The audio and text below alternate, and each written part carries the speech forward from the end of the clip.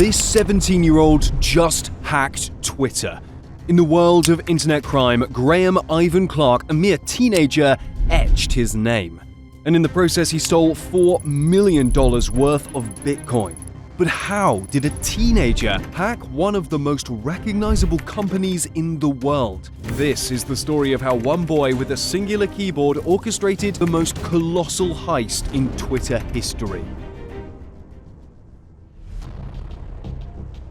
In the heart of Hillsborough County, Florida, is where our story begins. A boy named Graham Ivan Clark, who once roamed the streets of Tampa, would soon be known not for the life he led during the day, but who he became at night. Amid the everyday chatter at Gaither High School, Graham's presence was undeniable. The sheen of his watch, the price tags on his clothes, they weren't subtle. These weren't the clothes of an average teenager. His outfits alone screamed thousands, making heads turn and igniting whispers in hushed tones.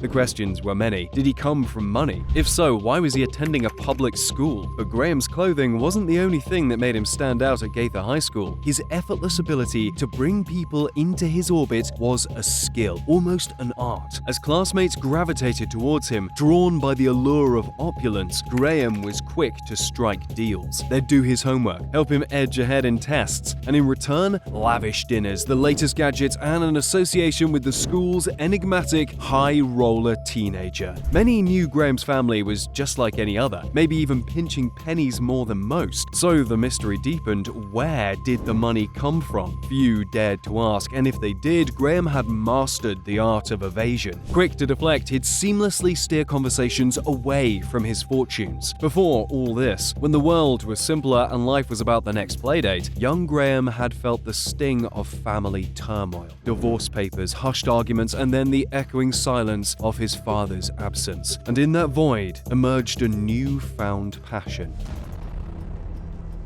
Minecraft. It isn't just a game, it's an ecosystem. A place where players can craft and mine, where they can join servers to interact, build, gather materials, and for some, strategize for personal gain. Just like in the real world, friendships can bloom in the pixelated realms of Minecraft, but just as real are the threats. The dark alleys of this online universe are alive with malicious characters, schemers blending in with genuine players. In this vast digital world, Graham, or as many knew him, Open, was a rising star. His Twitter and YouTube channels bearing the same name showcased him as a friendly, approachable player, full of charisma. Young fans saw in him a beacon, a Minecraft master to look up to. He'd flash his infectious grin, walk them through tutorials, and slowly, subtly set his traps. The scam was deviously simple. Within the game, Graham sold coveted items, promising players an edge. They'd transfer real-world cash, and he, in return, would deliver in-game items. Yet often,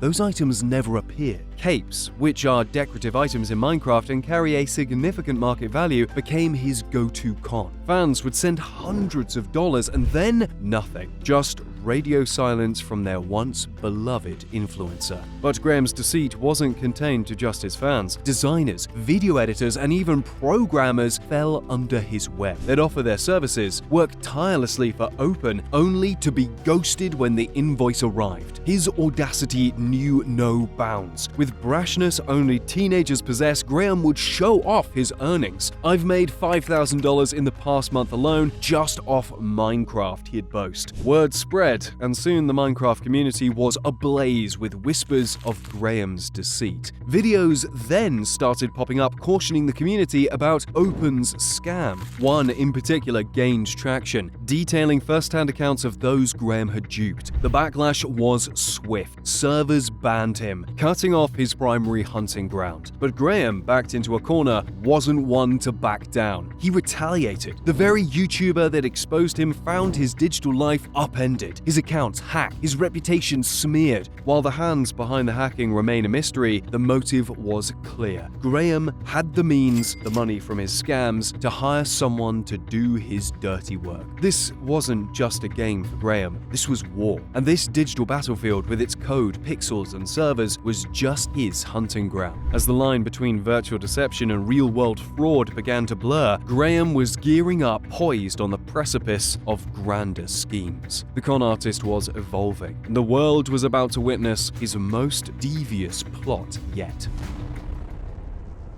OG Users was more than just an online marketplace for catchy usernames. This website served as the grand central of the hacking world. Graham's entry here was not as a bystander, but as an eager participant, hungry to make his mark. If OG Users was a theater, then usernames were the tickets, and everyone wanted a front row seat. Now, this wasn't just about vanity. Having a unique one-word username like @wealth or @sky was a status symbol, and people were, and are, willing to shell out thousands of dollars for them. But here's the catch. Many of these usernames weren't willingly sold. They were stolen, snatched from the hands of unsuspecting victims. Though OG Users wore the mask of a legal marketplace, it was anything but. Whispers of hacked accounts, covert transactions, and a community thriving on digital deception. Among these whispers, one name started to gain volume: Graham. You might think two-step verification, a security measure where you get a message on your phone to verify your identity, would stop hackers, and for many it did, but not for our wily teenager. Armed with the SIM swap technique, Graham danced around this security measure as if it were child's play. Let's break it down. A person's phone number linked to their emails and bank accounts was like the heart of their online presence. With SIM swapping, Graham could redirect this heartbeat to himself, bypassing the two-step verification and having free reign over a victim's accounts. It was staggering. Hundreds became victims, with losses totaling in the millions. A mere teen was orchestrating an uprising against the giants of cybersecurity, leaving a trail of digital devastation. Yet, every uprising has its challenges, and as the stakes got higher, so did the risks. OG Users was no longer just a game, it was a high-stakes chessboard, and Graham was about to make his next move. Graham, delving into hacking, saw vast potential in the digital allure of Bitcoin. Twitter handles, unique as they were, now seemed like trinkets compared to the lure of the real treasure: bank accounts and emails. With each new conquest, Graham wasn't just stealing virtual badges of identity, he was accessing gateways to wealth. While banknotes left fingerprints and paper trails, Bitcoin slipped through the cracks, a ghostly presence. It was almost impossible to trace. It's like this. In olden days, bandits would rob trains filled with gold because it was tangible, heavy, and easily recognizable. But Bitcoin, it's like stealing clouds from the sky. It's there, but you can't hold it. And once taken, it evaporates into the vastness of the online realm, leaving no trace behind. For hackers like Graham, this was the dream. Why risk stealing something that leaves a trail when you could snatch something that leaves no trace at all? Traditional bank heists would, on the big day, net a few $1,000,000. A single hack into a Bitcoin wallet, however, could yield the same, if not more. No masks, no guns, no dramatic getaways, just a keyboard and the veil of online anonymity. But with more at stake, the challenges also amplified. Bitcoin, despite its allure, wasn't an easy target. Its intricate blockchain technology was a maze, one that needed both skill and audacity to navigate. Graham, having tasted success, was hungry for more. But greed, as they say, is a double-edged sword. Summer 2020 was set to be like no other. On June 14th, the buzzing world of Twitter went haywire. Graham Clark, together with his cohorts Mason Shepard and Nima Fazili, targeted and successfully compromised 130 elite Twitter accounts. But how did these young minds, with Clark only being 17, execute such a monumental breach? Their con was disturbingly simple, yet deviously intelligent. Painting themselves as help desk members from Twitter's IT department, they, via phone calls, ensnared suspecting Twitter employees with tales of VPN trouble.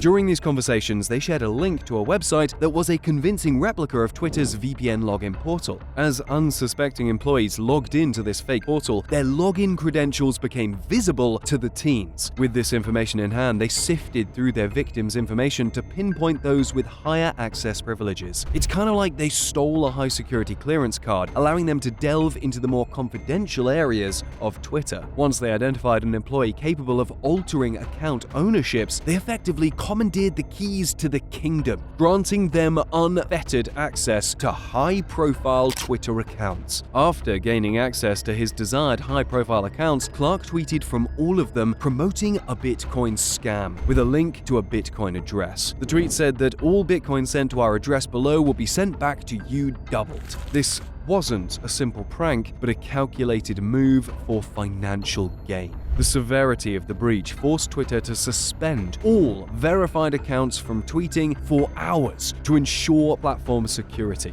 Their main goal? Profit through deception. Beyond this, their sites were also set on OG usernames, a hot commodity on the OG users platform. Here, Clark steered the ship, with Shepard and Fazeli acting as brokers, flipping stolen Twitter treasures for cold, hard cash. But as they reveled in their gains, how long would it be before the net tightened around them?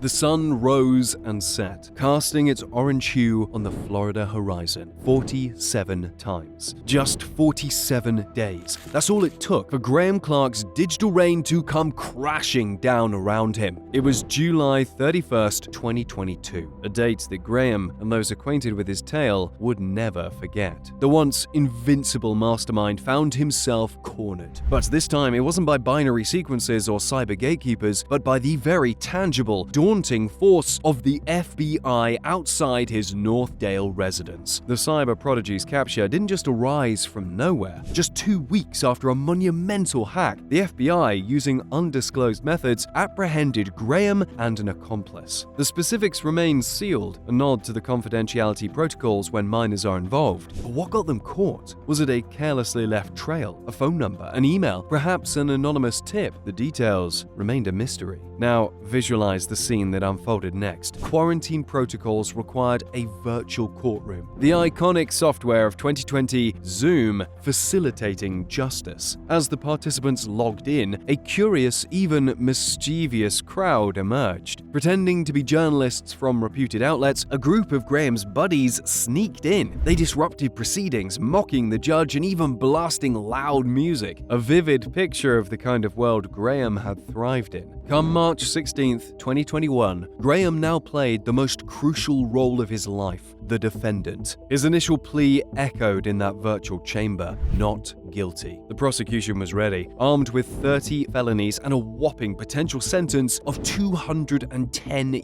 years. Time ticked. Negotiations were made, and 7 grueling months later, a plea deal emerged. In exchange for a guilty plea, he'd be tried as a minor. Thanks to Florida's youthful offender program, his sentence was capped at 6 years. But the story twists further. His confinement wasn't just physical. The vast digital frontier where Graham had once played God was off limits. Every keystroke, every login, every email monitored. The irony wasn't lost on anyone. The boy who once monitored others was now under the microscope himself. Upon his release, Graham returned to his apartment, and while many might think that his time in prison was his most significant loss, in reality, it was the opposite. The 300 bitcoins he owned, previously valued at $3 million, had ballooned to a staggering $9 million during his incarceration. The hacker was back, wealthier than before. But at what cost? If Graham's tale had you on the edge of your seat, wait till you dive into the story of Kevin Mitnick. Discover how a Jewish boy with Asperger's syndrome went on to hack